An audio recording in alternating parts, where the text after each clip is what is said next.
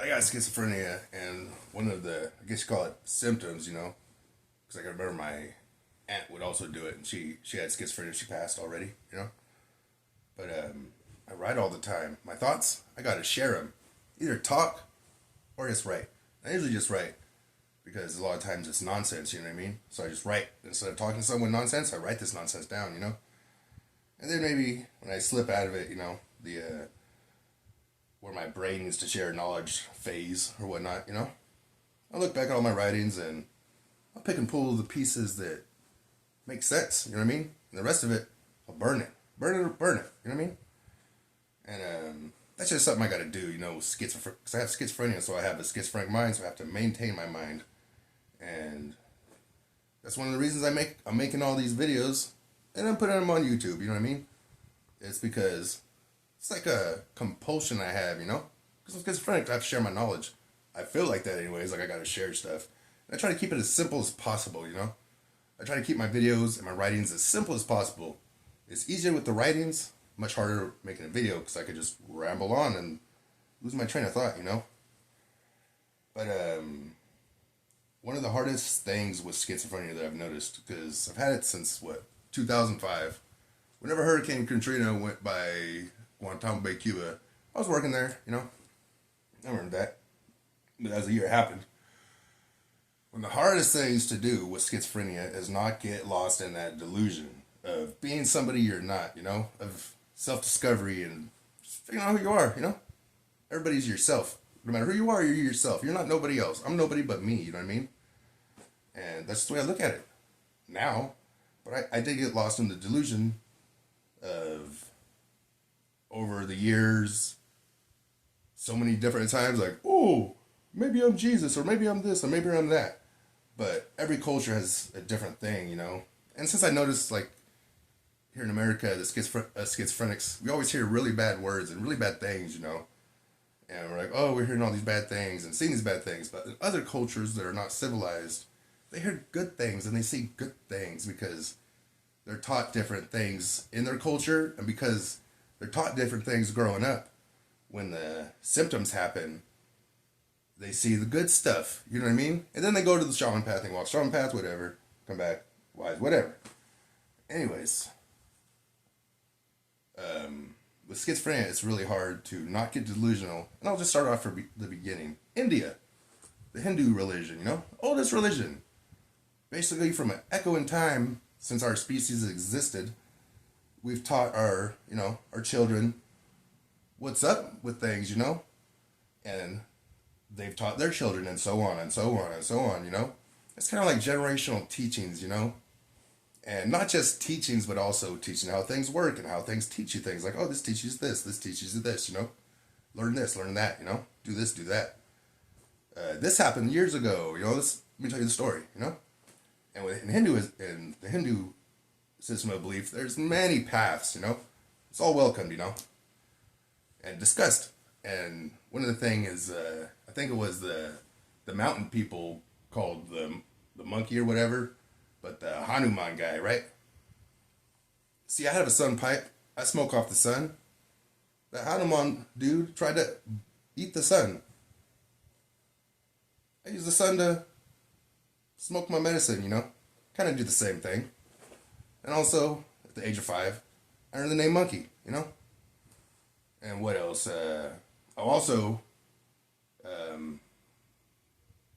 My great-great-grandfather came from the Azores, and like many people, it was like, yeah, my dad was known as the strongest man there, which could be a story, could have some truth to it. What does it mean by the strongest man? I don't know. But you look up the Azores, they got the Jewish, Moorish, and Portuguese, and other stuff, And I just assume, whoever those mountain people were, they were obviously, strong. They were known for their strength and their ability to maneuver any terrain, and they'd sail the ocean and beat the shit out of people and steal their shit, steal their land, in the story. But they'd show up and, hey, what's up, blah, blah. They wouldn't steal nothing to steal.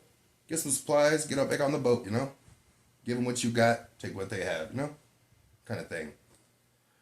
And if you fuck them, they just fuck you up. All of them stand back and one of them handle business. because they could beat the shit out of anybody, you know? That was their thing, you know? They were mountain folk. They had the instincts, you know? Tree climbers, mountain rock climbers. And I'm not talking about today's mountain folk. I'm talking about people going through like a spider monkey going through that shit, you know? You can't fight somebody like that. And that's why they're known for their fighting ability. But in any case, anything's possible, you know? But yeah, the delusion thing, I could be like, oh, that must have something to do with me. And now let's move. And then in Buddhism, they got the Hanuman too. I don't know if it's the same name, but they got him too, you know. And I'd be like, oh, but that's just a story of a mountain people person that, you know, walked the instinctive path and learned the divine name and spoke it and had all that divine wisdom and all that other stuff, you know. So that's Hindu and Buddhism. I could easily fall into that delusion. And then we have, you know, Judaism, Christianity, and Islam. And they got the Messiah. I could easily fall into that delusion because I wrote the 7 equations that are the instinctive path, or the instinctive ability of the human mind, and how it leads to all forms of knowledge, to include the knowledge of God, who they are, and the ability to speak their divine language and speak their divine name. You know, all that stuff. All that stuff. I wrote the 7 equations. And I just did that because my brother was like, hey, take your writings and try to put them in a word equation. I was like, that's a really good idea. So I did it, you know. It wasn't all my idea, but that was the simplest way to do it, an equation, you know. So I did that. Simplest way to explain something. So that's what I did. Anyways, so I could fall into that delusion, you know. And then, same with the Jesus delusion. I'm like, oh, 7, there's 7. It's a scroll with 7 seals, you know. Which, delusional, I'd be like, oh, I'm Jesus for this reason, you know. And then Islam, I could be like, oh, I'm the Mahdi because I destroyed the cross. Because the distinctive science of the cross is basically a tool. The cross has a vision map on it that induces a meditative state. And once you learn this, you cannot have the vision map around whatsoever. And you could just enter that state of mind, you know. Enter that state of mind yourself so you can access your mind like the Buddha and others have done in the past, you know. And of course in India, because in India they have them, is a traditional marking on the forehead. I don't know, remember what it's called, but if you point at your forehead, you're basically blocking each eye from seeing the other eye's blind spot. When you do that to a vision map, such as a cross, the nailed hands will disappear. You know what I mean? And since there's a vision map on it, it does stimulate the mind of the observers and do things like thought blockage and other things, you know. And while everybody is on the path to God, there's just a barrier on the path to God within Christianity or any religion with a cross. It's not a big deal, you know. Yeah, but it's all delusions, right? And as a schizophrenic, I have to remember, I'm me. My name's Joshua, you know. I'm a disabled veteran that lives off the government, you know. Highest rank I got was sergeant. To the very end, I got a sergeant. I was in for 6.5 years, you know. Of course, it was the California Army National Guard, so I wasn't full-time, but I did 2.5 years at Camp Roberts, California, doing security, randomness, you know. And then I did 6 months in Guantanamo Bay, Cuba, at the detention place, you know, where I went schizophrenic. And then, of course, the whole time I was training as a forward observer, you know, being a trained forward observer. So I'm really good at reading maps, you know. So I mapped out the instinctive process of the human mind. Forward observers are really good at reading maps. I just wrote one. I took the instinctive ability of the human mind, you know, and I put it on a map. That's what I did. Because honestly, like, just the way I look at it is, it's real simple, you know. I don't remember nothing prior to the age of 3 years old. I don't remember nothing. You know what I mean? That's the truth. So the way I look at it is, I am whoever I grow into during this life. That's who we all are. Whoever we grow into, you know? And the truth of the matter is, once you can speak the divine name, like the stories of the delusions that schizophrenics get, you know? Of all those people, or just the stories in the books, the sacred books, you know, all these sacred books got different stories of people that could speak the divine name, you know, or they could reach the divine. You know what I mean? And it's basically all paths lead to the divine. You know, even if you don't believe in God and you're just searching for the truth, you finish that path, God will be there. You know, the definition of God, the true definition of God when we say words like God. You know, because in all honesty, there's not one human word sufficient to describe such a entity, such a divine, eternal entity. You know, human words do not do justice to such a divine being. Even words like God. You know what I mean? But they're our best attempt at doing such. You know what I mean? But in any case, yeah, a lot of people on this planet. And even if somebody gives a message, they die, and then the message gets warped over time. You know, it's just a process that happens. Definitions change over time. You know what I mean? Even if the word said the same way and spoken the same way, the definition, it changes. It just happens, you know? And because of this, the only solution is for as many people as possible to reach a level where they can speak the divine name and gain basically that divine wisdom and apply it to their life and all their questions that they ask, you know? Because you got to ask a question to get a response. So we need, I would say, 10% of humans going through that process of asking all the questions and getting a response from the divine at a constant rate, you know, to sustain a perfect world, you know. 10% is not that much, you know. In history, it's only been 1%, and that's the schizophrenic that becomes a shaman because outside of civilization, schizophrenics become shaman. It's the truth. 1%. You call it a shaman, you could call it a prophet, you could call it a Buddha, you could call it a deity. Call it whatever you want, you know, an avatar, it don't matter. It's just a schizophrenic that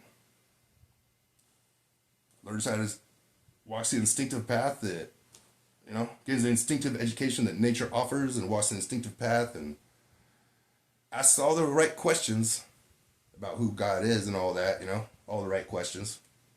Even some of the wrong questions. And then answers them all and has a complete thought of who they are within their mind, and that's how you speak their name, you know? It's a process that, you know, it's basically the only way I could see fixing this planet, you know? Because as it stands, you know, everybody believes in a different version of God, you know?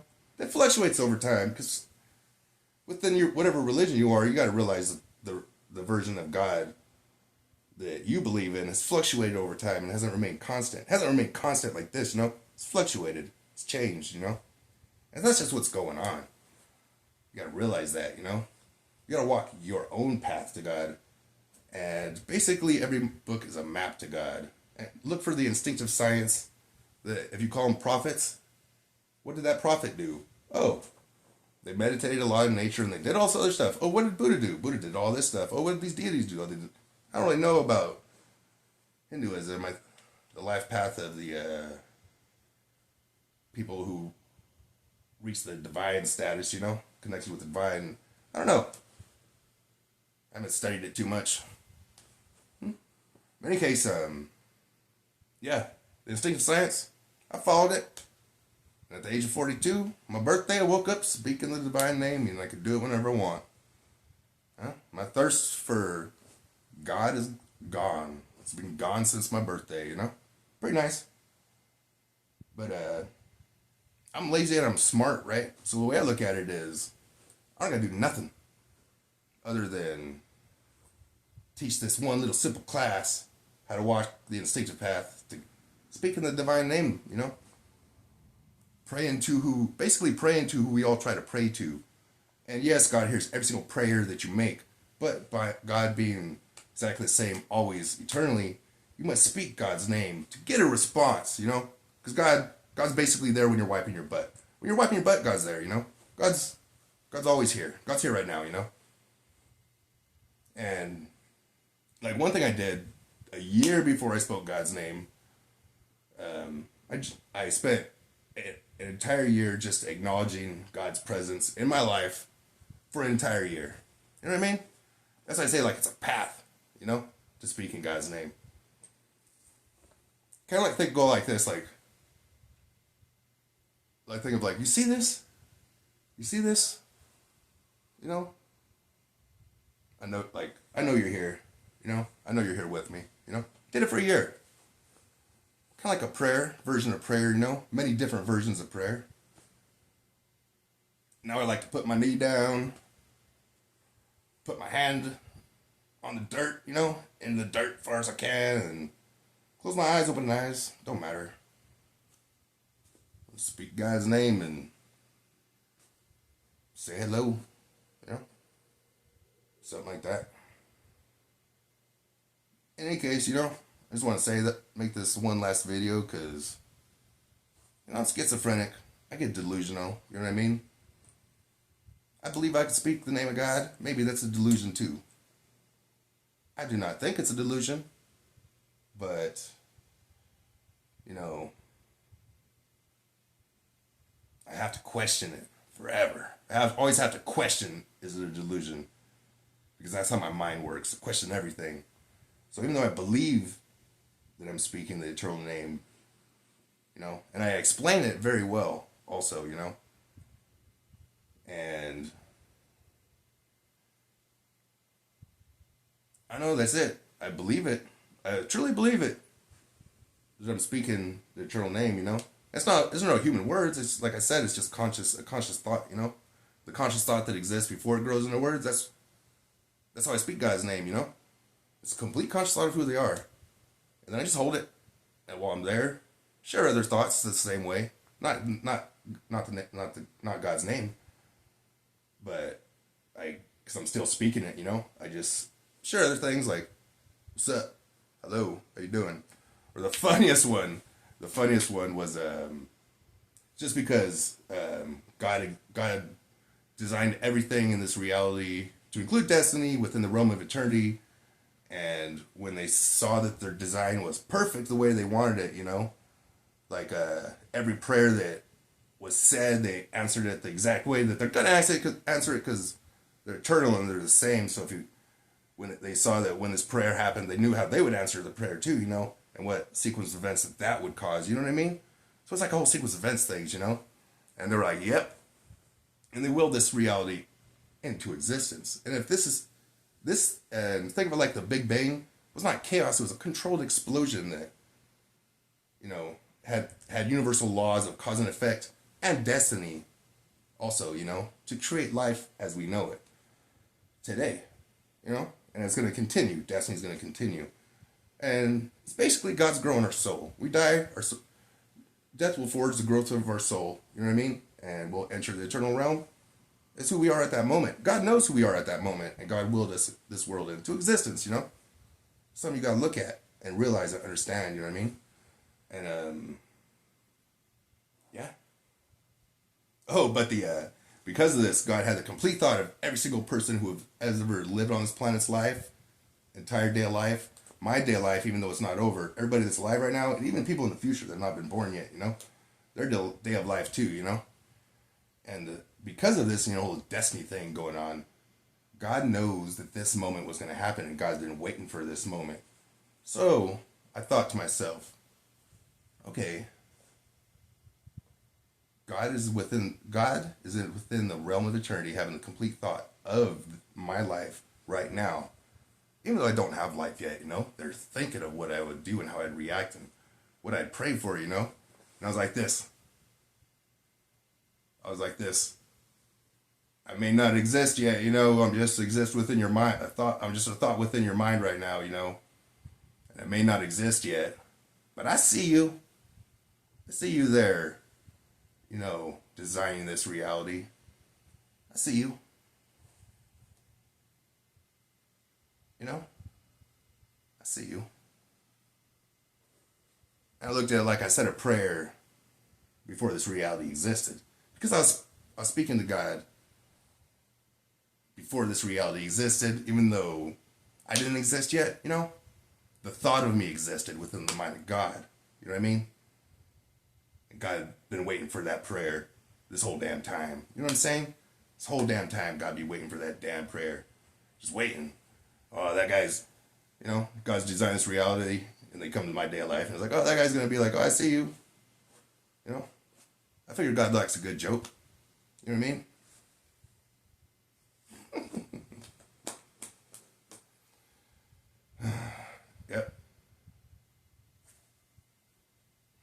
And of course, I didn't talk. I just sent the conscious thought.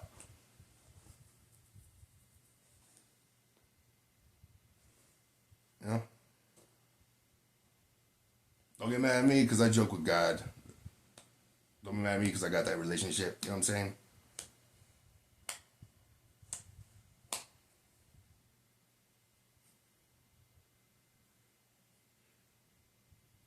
Some people go to church looking for a God that's strict and that, authoritative and all this stuff. I go to nature and I look for a friend. You know what I'm saying? Someone who's existed alone forever by themselves for an actual eternity. Are they looking for a friend? Or are they looking for someone to just praise them all day, And ask for stuff like money. When they didn't even create money, that's a human creation.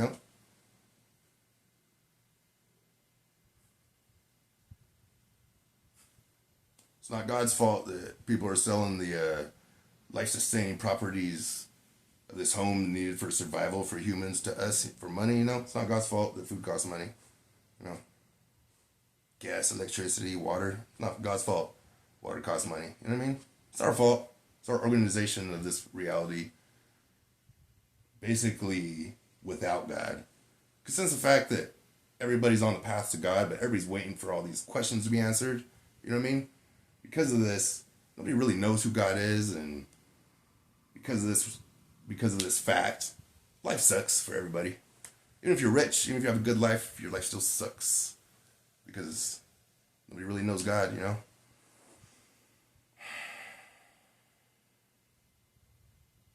But it's something that can be fixed.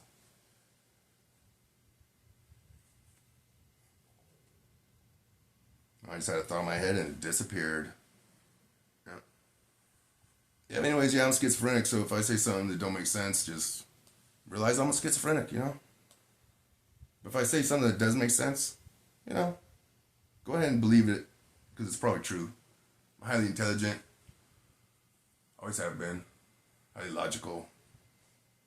Even though I may believe some stuff and live in a world where spirits and things talk and other weird things I can't really explain happen, I ignore it the best I can and pay it no attention with my mind. You know what I mean? That's just the life I have to live because of what I got.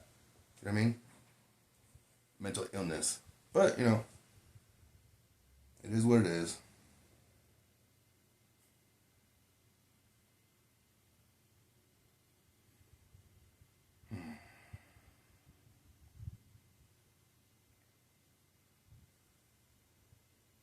There's one more thing I was gonna say, but I can't remember.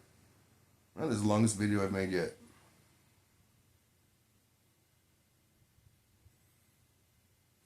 I was gonna say something. Talking about the path to God. Talking God's name. Funny joke prayer. Something else. Yep. Yeah, that's just what I deal with. Stuff like this where my memory goes away. Now keep in mind, I smoke a lot of marijuana, you know what I mean? A lot of weed. And I do it for medical reasons because it is fun. As a schizophrenic, it's hard to have fun. But mainly because, as you just saw, my memory just went away. That is a symptom of schizophrenia in and of itself. But when I have a delusion with my mind that's growing and growing and growing, it can last days or longer. And if I smoke marijuana, that delusional thought will be forgotten. And that's medicine. That's medicine. So when I'm outside smoking on my sun pipe, using the sun to focused light of the sun to turn my weed into smoke, and I'm smoking it. It's for medical reasons, you know. Got a trick with that too, with my sun pipe. If I'm on a place where smoking's not allowed, I put my sun pipe out, to the sun, and I put my hand on top of it to block half of it. And when I block half of it, the weed doesn't catch fire and make smoke, but it gets that vaporizer effect, And I can hella taste it, And I breathe it in, and it gets me high. And after I do that a few times, the weed no longer gets me high because I smoked it all out of it, with no smoke. smoke out of it with no smoke that way. Coming for your Pismo. Can't smoke in Pismo? We'll see. We'll see if I can smoke in Pismo. I say I can smoke in Pismo as long as I don't make no smoke, right? On my sun pipe. Like that's okay? That's okay? It's not breaking the law, right? My weird pipe, my weird shaman pipe.